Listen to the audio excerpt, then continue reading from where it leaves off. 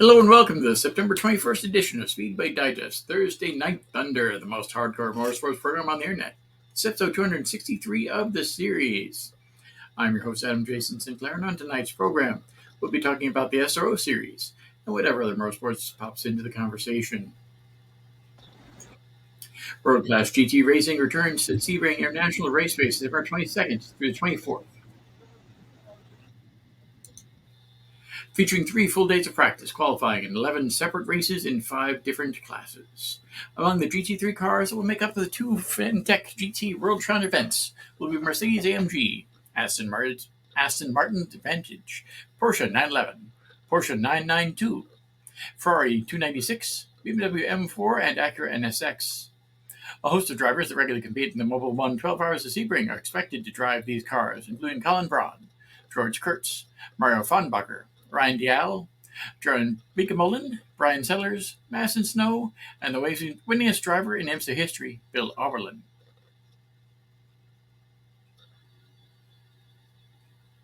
SRO Motorsports, the promoter and operator of the Fantech GT World Challenge and other international GT racing series, announced that next year, Sebring will be moved to May 3rd through the 5th as part of an 8-race series in the United States.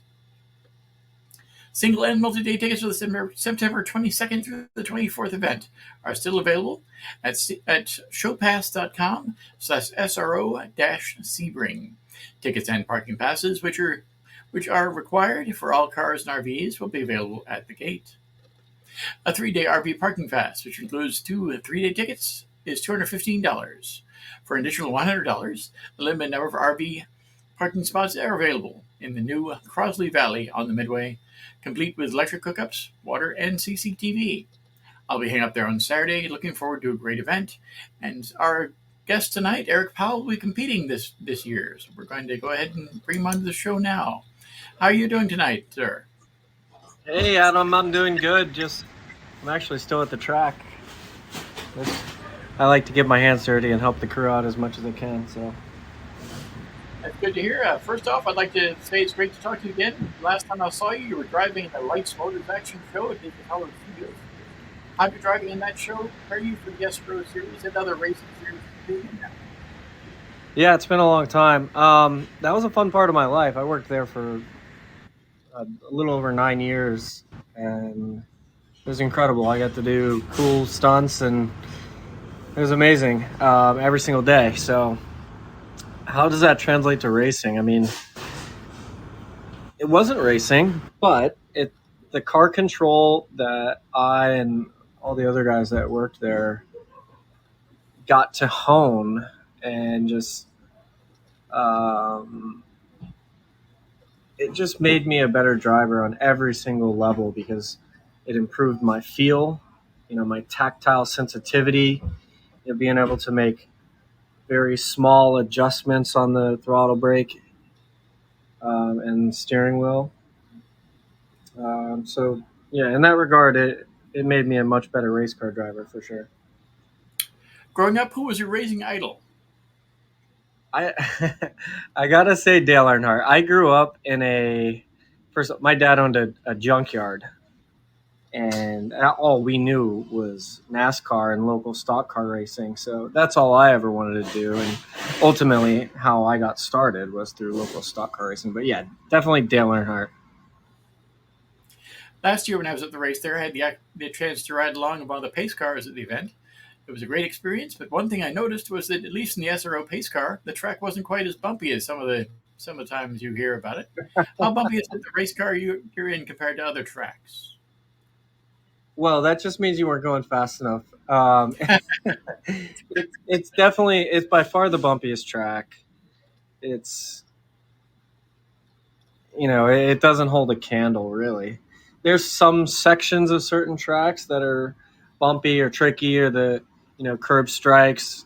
Are they worth it or not? I don't know, but Sebring is definitely a challenge for all the drivers, engineers, everybody.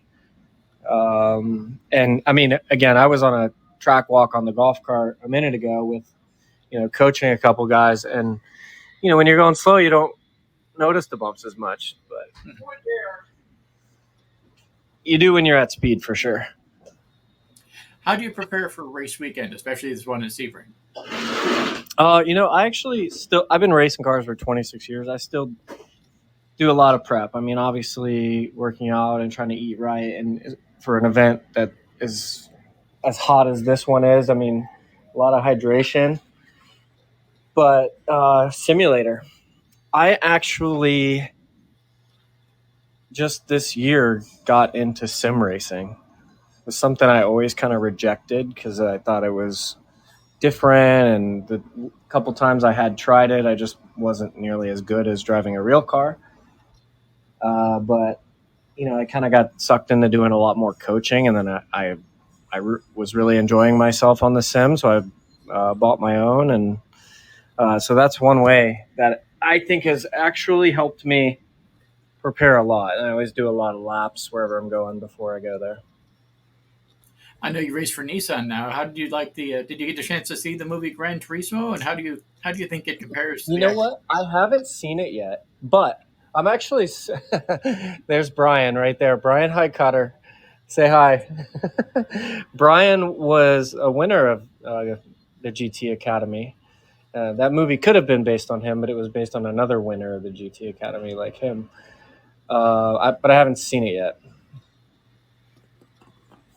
That's, that's probably a bone of contention between you and some of the other guys on the Nissan team, I'd imagine. Yeah, you know what? That one hasn't came up yet. Hasn't came up yet. But I'm pretty tied in with these guys. We have a good time.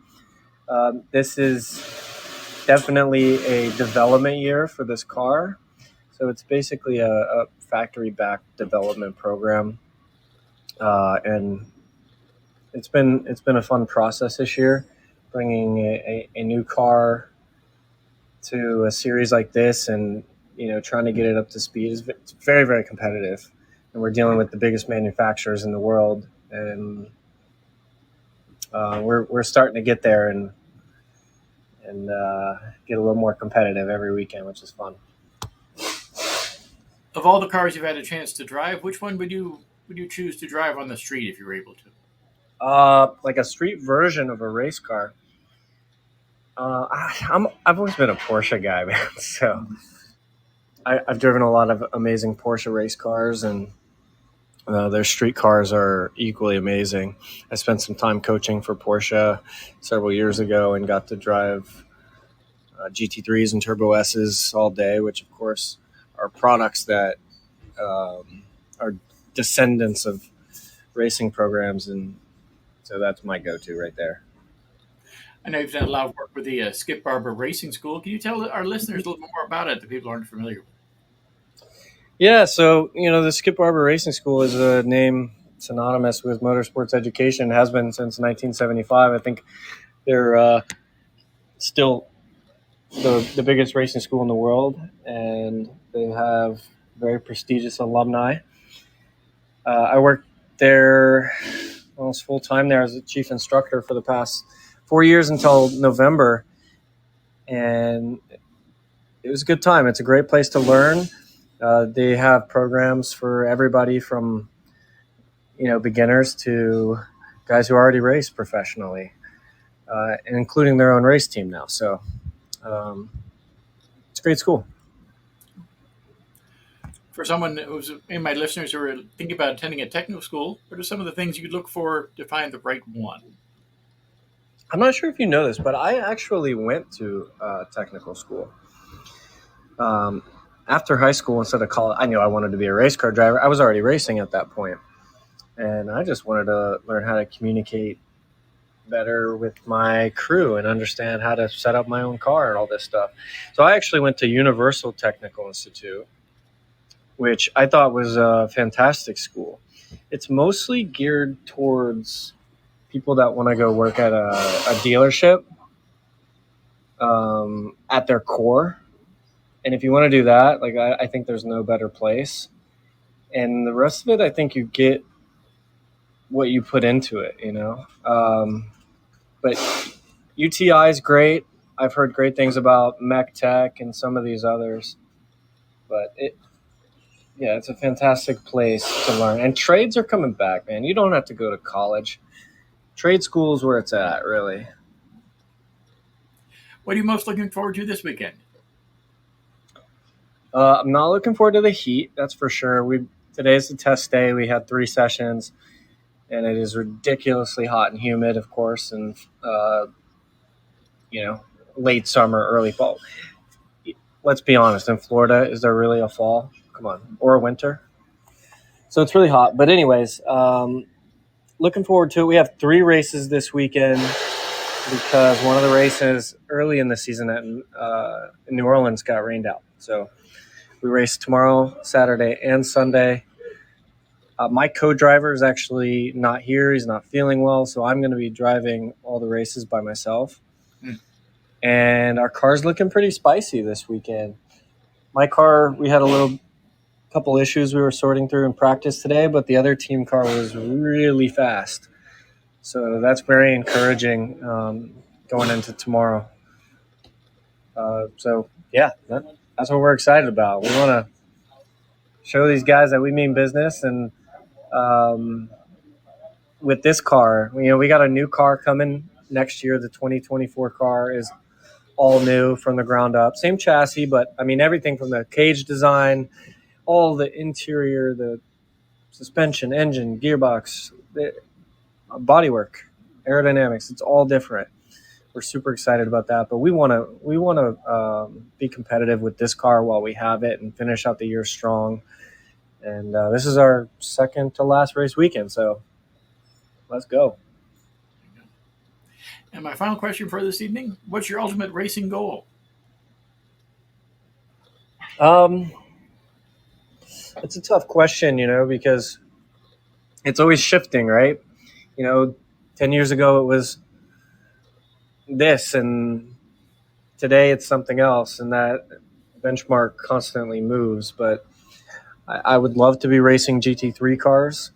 It's unfortunately the only sport where kind of skill guarantees you nothing, and I don't want to sound bitter about it. A lot of the guys I've grew up racing with have been in the right place at the right time, and they went on to NASCAR, IndyCar, major sports car racing, and I don't want to say that's not fair, but that's just how the sport works.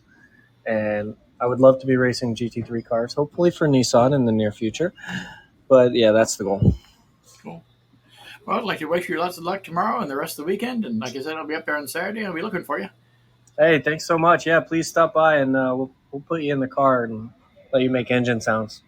Awesome. Thank you, and have a great night. All right, you too. Bye-bye.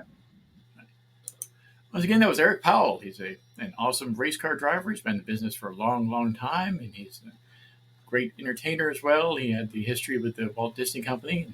That was pretty cool to get to see that. It's kind of sad that that's no longer there, but it's great to have him in the car, and hopefully he has a great weekend. Are you a race car driver, crew chief, pit member, track owner? Maybe you're just a huge fan of the sport. Contact us to get your spot on the show. After all, you deserve your 15 minutes of fame, and we'd love to hear from you. Easiest way to do that is to go to speedwaydigest.com, look at the racing news sections down at the bottom of the page, and find me, Adam Sinclair. You can find my contact information down there. Easiest way to find that. It's going to be a great weekend of racing there at Sebring. As Eric Powell just stated, they've got 3 races for them, one tomorrow, one Saturday, and one Sunday. It's a full weekend of racing. You can look up the schedule at the Sebring International Raceway website. I do not have that information right off the top of my head, but just look up Sebring International Raceway, and you can find the race schedule for this weekend. It's a rather inexpensive race to go to, and there's also not generally a huge amount of people, spectators there. So it's a great way to get close to the cars, get close to the drivers, and see a little more than you can, especially for races like the 12 Hours of Sebring, where there's really a lot more people there, and you can't get as close to the cars, can't talk to the drivers, can't see anything. That's half as much as you can there at this weekend's SRO event. So be sure to check that out. It's a great way to get involved in racing, great way to see the cars, and great way to get an idea of how things are going. Kind of cool. Like I said, I enjoyed the SRO race there the past few years. Hoping to have a good weekend this weekend. Hoping to have a good time up there on Saturday. I'm only a few hours away from the track, so it'll be cool to see those guys go around. Unfortunately, Michael isn't able to join us this evening. She did have a little bit of a medical appointment, but hopefully she's able to come in next week. We've got some great things lined up for next week as well. Not exactly sure who the guest is going to be, but I do have a big pile of people I'm working on talking to. Uh, that will be one of our last shows for the season. I have a feeling, because of the fact that the season starts to wrap up in November, of course. Last year, our last show was in the last week of September. This year, I think we'll go a little bit into October, but I'm not entirely sure. We're going to have the show next week on the 28th, of course. We're not going to have a show on the 5th. We do have some other stuff I'm working on for Warpland's Fantastic Finds. Got a haunted house review that we'll be doing on the 5th at Fright Nights at the South Florida Fairgrounds. On the 12th, we're going to go ahead and have a show, I'm thinking. On the 19th, probably. Probably. But on the 12th, we're going to go ahead and have the show. On the 19th, we are probably going to have a show. On the 26th, I'm not entirely sure. But I'm thinking that it's probably going to wrap up sometime in October. Again, it might be the 12th of October. It might be after that. But I'll go ahead and let you guys know as soon as I know. As of right now, I'm thinking that it's probably going to be middle October, probably the 12th, a couple weeks. But I'm not entirely sure. So, like I said, I'll go ahead and let you guys know when I know. We've got a lot of awesome people lined up, as I stated. The race there in Homestead is coming up in a couple weeks. I'm not entirely sure if I'm having to be on the show for that. I'm trying to get some guys on for the Formula One race in Las Vegas. So I have been doing a lot of articles for Speedway Digest about the Formula One race in Las Vegas. I think it's going to be a great race. We've talked a little bit about that. Michael and I have talked about it. So could be really cool. Could be really interesting. But we'll see how that goes. That'll be about like 6 weeks out, I think, sometime right before Thanksgiving in Las Vegas, Nevada. So hopefully the weather's good for that. But as I say, we've got a few different people lined up for the 28th. I don't have anything firm yet. Michael has a few people she's working on. One guy who's in the U.S. drift circuit, the Formula Drift. Another person who does a super fan type person who's got a lot of tattoos, which would be kind of cool. That would actually tie in with another story that I'm working on for Warpland's Fantastic Finds about tattooing. So if we can do that, that'd be cool. I'll actually see if I can work something out with that. That might be really interesting. So I do have a tattoo guy, another tattoo person who's willing to come on the program. So with that, we're going to go ahead and make it a teeny bit shorter tonight, simply because it's a little bit lonely here talking to myself, and I don't have a lot of information to share with you guys tonight. I do have some information, but that will be shared, of course, on SpeedwayDigest.com. I did have quite a few articles last week, some NASCAR articles, quite a few racing news articles, and some Speedway news articles about on-sale dates and schedules and that sort of thing. I don't believe I actually put out the SRO schedule, but I do have the SRO schedule right here. So let's go ahead and give that to you guys while I'm looking at it. One second.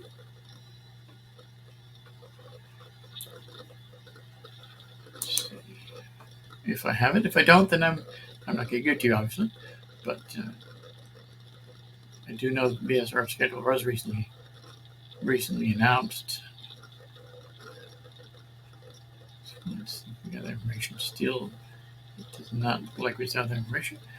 But we do subscribe to a couple of lists that share information about the SRO series. So that's kind of cool. I know they're coming up in Indianapolis next week. So that'll be really, really neat when they do that. Be sure to check that out. So, kind of interesting.